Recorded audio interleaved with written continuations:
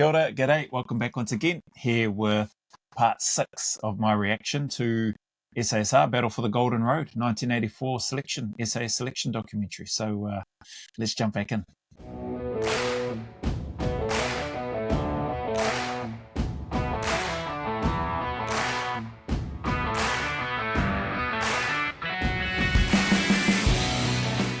I think they've got anything to be ashamed of, and that's something I want to make bloody clear too. Unless you're on a course like this, you can't really judge people that pull themselves off. You can't judge all of them because it is a hard course. I love that. Sorry to interject so soon, but the person there speaking is speaking the truth. I don't think anybody, like the person says, can or should judge somebody that withdraws from a selection course or events like that, because they are intended to be hard courses. And although people feel like they know that going in, the reality can be quite different to what they were thinking in terms of the mental preparation that they thought they had done before going into it. So anyway, yeah, I like those comments from the person narrating. You think bad enough of yourself without other people having a go at you. That's true. And you've seen that and heard that, on the Search for Warriors as well. Guys feeling like it was a defining moment for them, being removed or failing selection. When it's not, it can be, they are beating themselves up enough without other people chiming in, and or even the directing staff. I never once saw any directing staff belittle or put down a soldier who had chosen to withdraw. And that's, I think that's a good thing in my book.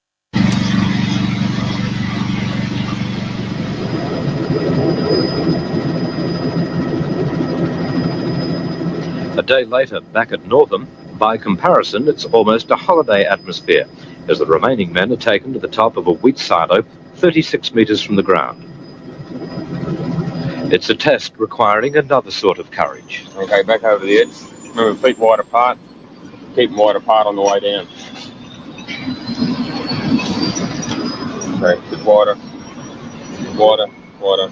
Okay, lean back. What do you want to do?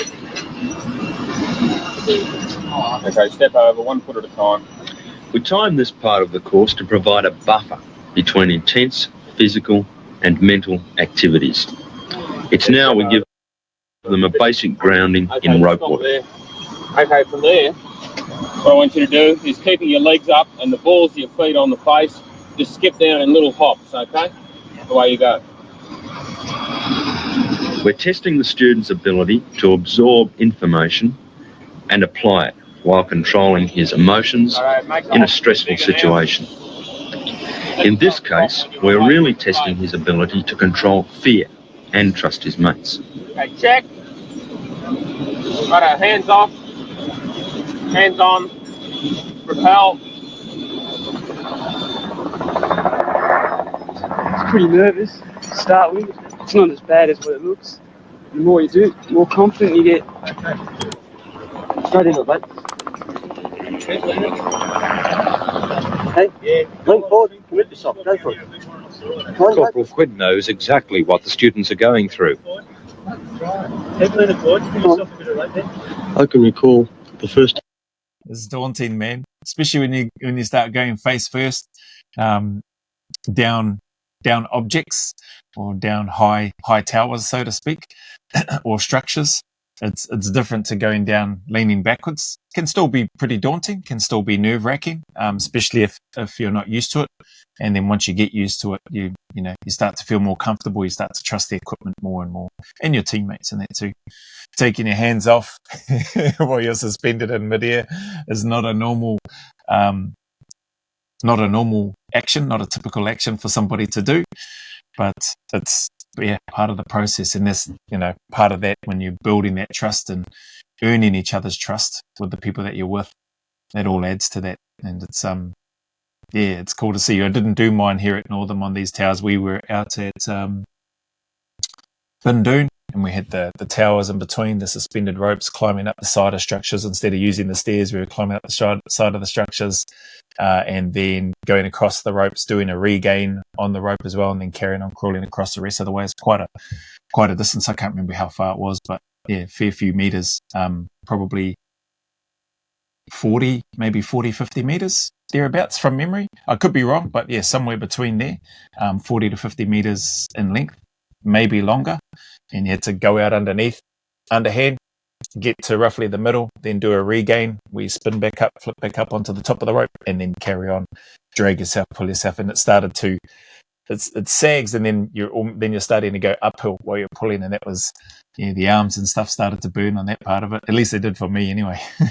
I was in that situation. I looked over the edge, and it was rather a daunting sort of an experience. I was fairly frightened, and I thought back to what the instructors had already told me and how I was going to do it. And I listened to what he was telling me as I was going over the edge about straightening my legs, keeping my hands low, keeping a grip on the rope. And by a combination of what he'd shown me, or taught me, and by listening to him, with his calming voice and all the rest of it, he talked me over the edge, and I had no great dramas. Come on, move your left foot. That's it, you're away. He slipped. Doesn't matter. He's over the edge. That's the sort of thing we're looking for. A bloke will have a go. Don't run, Jamaica. You're laughing. Straighten your legs. Yeah, if he can straighten his legs out and be more. So it's weird. You're trying to be in the same position as what you would be standing up, walking on the ground, but you're tilted forward 90 degrees facing down, looking straight at the ground, and trying to keep yourself standing up. The equipment works. The equipment will hold you. Doesn't mean it's not nerve-wracking though. It's been a long time since I've done anything like this, and I know it would still be nerve-wracking for me. It'd take me a little bit to get used to it again, I reckon, for me personally. And then, once you get over the edge and then you start heading, then you're away. But yeah, cool to see this. Come on, stand up. Straighten your legs out. That's it. You're away. Well done. You're trying to push off the wall so that you're pushing yourself when you're saying straighten his legs, not straighten them straight down because you'll just be on your backside, but straighten them so that you can force yourself to be out, your upper body out and away, rather than in that seated position that he's in now. But no doubt he'll get it, or he got it. Okay, you feel that? It's supposed to push, isn't it? Get your feet back under your body. Get them back up.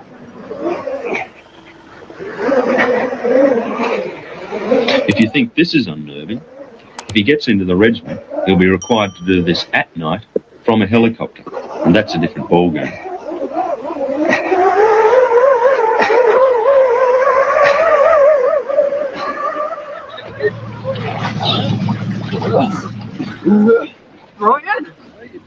Swimming plays a major role in the tasks undertaken by the regiment, and when you consider a third of our troops are trained as underwater swimmers, it's an important skill. All infantry soldiers should be able to swim as a result of their initial training. It was surprising to find a number of men, including those trying to join us from the Navy, Well, looks like they got webbing on as well. couldn't complete the tests.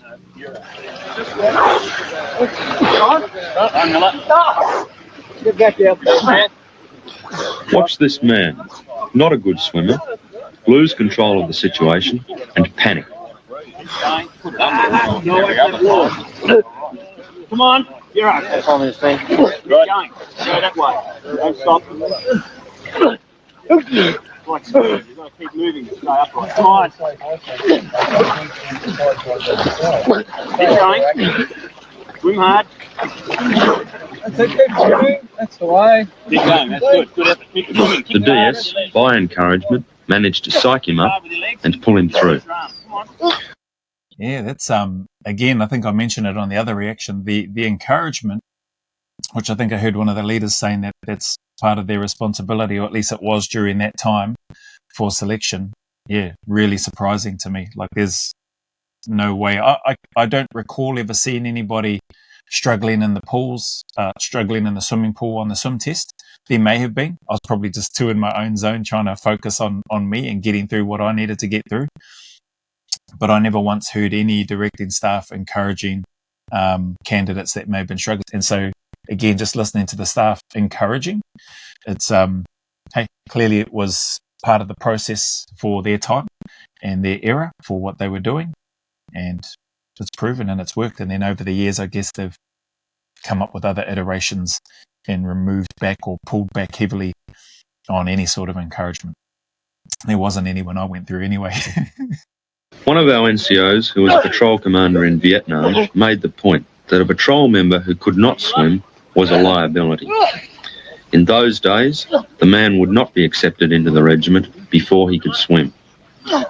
Nowadays, as long as the man puts in a sound effort, we will undertake the responsibility to train him.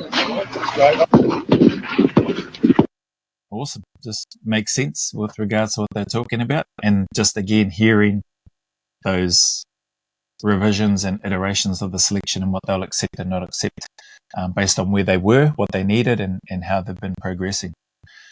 It's awesome. Oh, I'm very grateful to those that sent through the link for me to react to this video. Thank you for that. After the range, they also have a chance to learn from the old hands.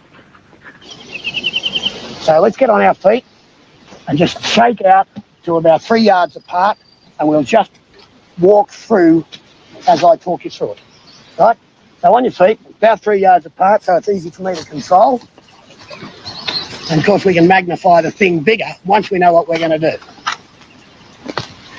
After a briefing by Warrant Officer Danny Wright, one of the many men in the regiment who served in Vietnam, they take part in a patrol incident drill.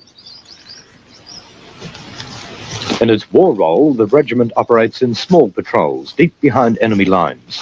It is there that the comradeship, trust and skill they acquire will pay off and enable them to survive and work efficiently as a team. Talk to each other! Last man! Go! No bullets here, though, not even blanks. Valuable experience, nonetheless. Right now, last man, get out! You want to keep on with it? All break! Bang! Okay, carry through! Obviously, for that time, well, I shouldn't say obviously, I wasn't there during that time.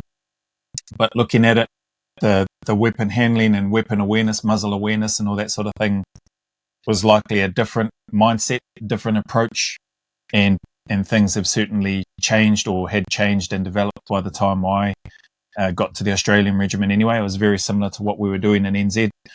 But if you were breaking contact, like what was happening there, we weren't you couldn't hold your weapon down across your body and be holding it that way. Your weapon needed to be up, your muzzles needed to be up in the air.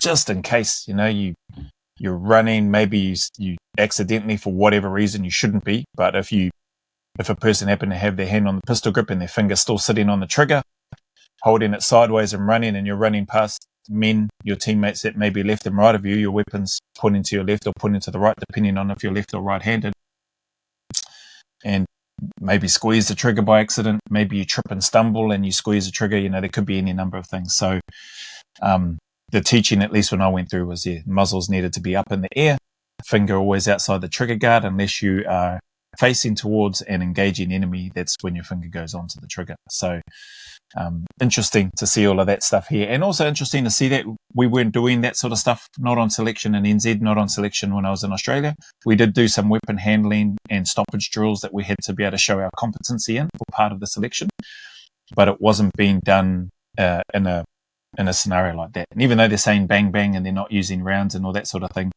it didn't matter. Treat every weapon as though it's loaded, as though there's a round up the spout, and so wherever you point that thing, the end of your weapon, or wherever you're pointing your weapon, make sure it doesn't laser across or point at anybody in your team, because there'd be repercussions and punishments for that as well, consequences for that too. The Australian bush may look picturesque, but these black boy bushes harboured millions of ticks, which gave a lot of trouble to students and DS. One man is bitten 150 times. Day 18. Bloody hundreds, probably thousands of ticks and stuff in those things. And so checking your body and wanting to get rid of those, because you don't want those things bloody getting into your skin and then festering away and getting to other parts of your body and digging in as well. It's going to be a nightmare, and some people have had to be medevac because of the tick situation. Not that I recall on selection, but I'm talking about on training exercises and stuff like that. I know of some people that have. Into an army training area. Unexpectedly, the men are frisked and searched for food. Is yours? No, not mine, sir. Somebody else's. Somebody put them there, did they? Everything must go except for one 24-hour ration pack. They don't know it, but this must last 72 hours. This is the start of the third and final phase, codenamed Lucky Dip. Unlucky for some, as secret supplies are found. Specials of Vegemite. Don't come in ration packs, do they? Great night. Cigarettes are also forbidden. Yeah, anything will probably taste good once you're in the Lucky Dip phase. In fact, anything that's going to help ease the stress that the men will experience from now on. They'll be split into 7-man teams, and over the next 3 days will be given 6 separate tasks. Even at night, when they would normally rest, they'll be required to carry out patrols, as if in hostile country, doing reconnaissance of enemy camps. If they're lucky, they'll get 1 or at least 2 hours of sleep a night. It's interesting that they said they'll get one 24-hour ration pack, which will need to last them 72 hours. Yeah, they definitely. I think we were carrying a ration pack for emergency situations if we got separated or whatever or lost. But we definitely weren't able to help ourselves to it or eat anything from it. Food was controlled by the directing staff, and we only got to have something as and when, and it was usually offal. And that might have only, I say usually, I think I recall that happening once, where we had some offal during the Lucky Dip phase, and then the rest was water.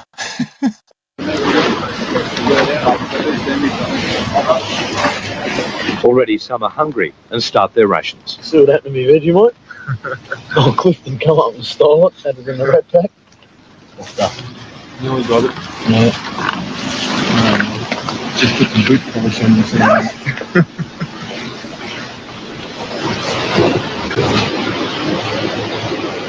One by one, the teams move out into the bush, where they'll rendezvous with the DS, who will give them their first night patrol duty. Next morning at sunrise, after an hour's sleep, they rendezvous again for the first of the day's tasks. All right, Rangers, listen in. What happened last night, the agent that you met has had a contact. The enemy, for some reason, have taken all the wheels off the vehicles, and the agent's comrades have left him and are not likely to return. It's your job to devise a plan on how to get the 4 wheels back on the vehicle and to get it on the road. That wheel there, mate. Keep going up. Steady.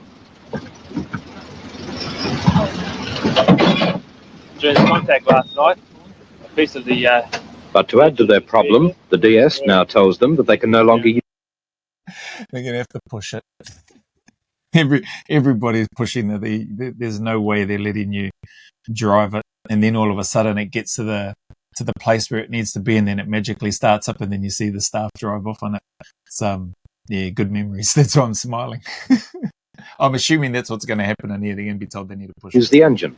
But the vehicle has to get to grid reference 333394. How do you propose to get it there, Ranger Lieutenant? You're just going to push it. Push it, okay? All your gear on. You better hurry up and get out on the road. Let's go, fellas. Yeah.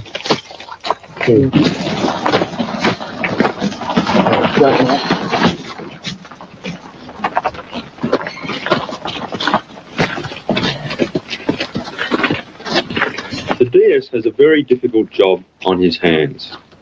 Are these men being genuine, or are they putting out all the right signs for the wrong reasons?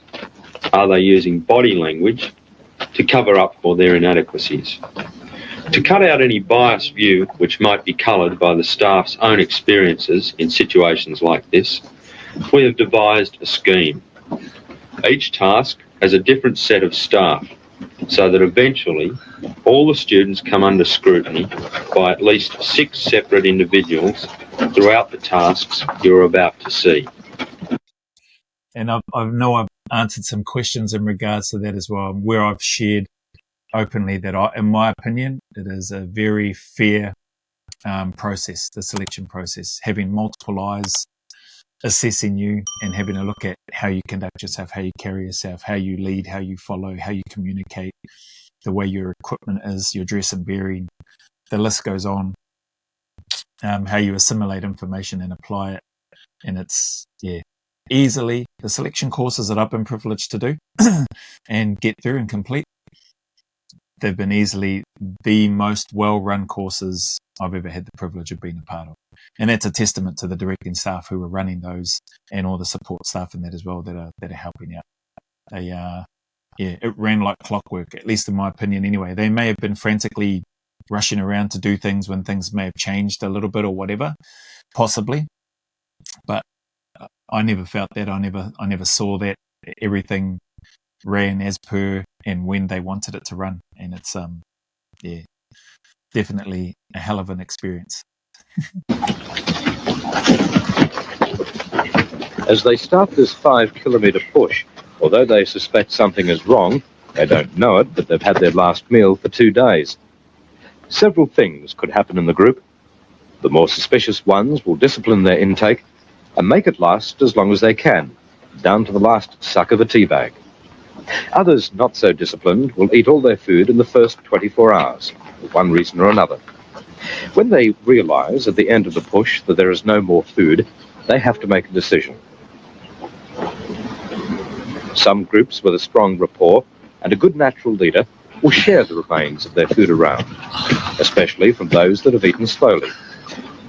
Give up, lads.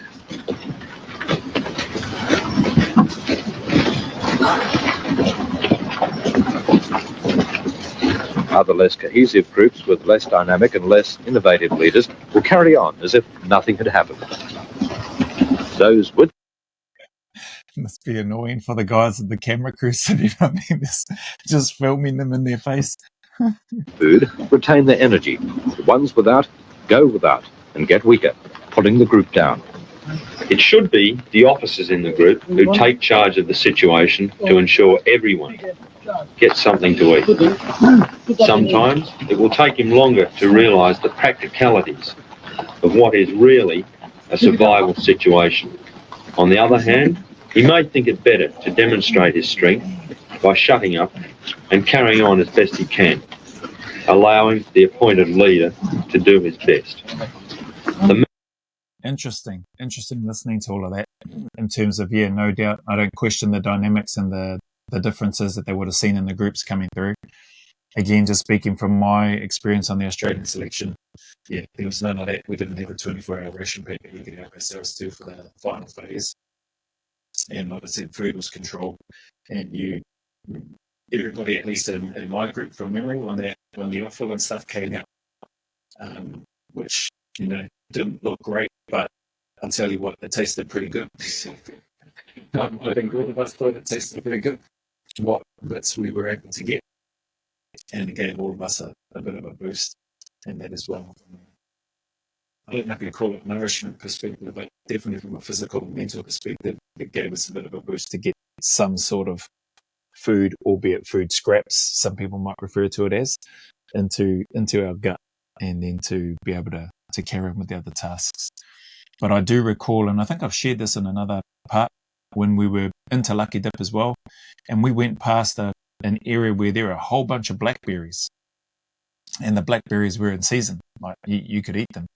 And I remember myself and another guy, because at that time, and I only just happened to notice them when we were walking along, at that time I had swapped out from being a load carrier and then having a break where you're basically out on the side, still with the team, still carrying other little bits and pieces, but you've got your team who each of you are rotating through, carrying the big heavy stuff in the middle, and then we might have just carried a couple of smaller items on the outside.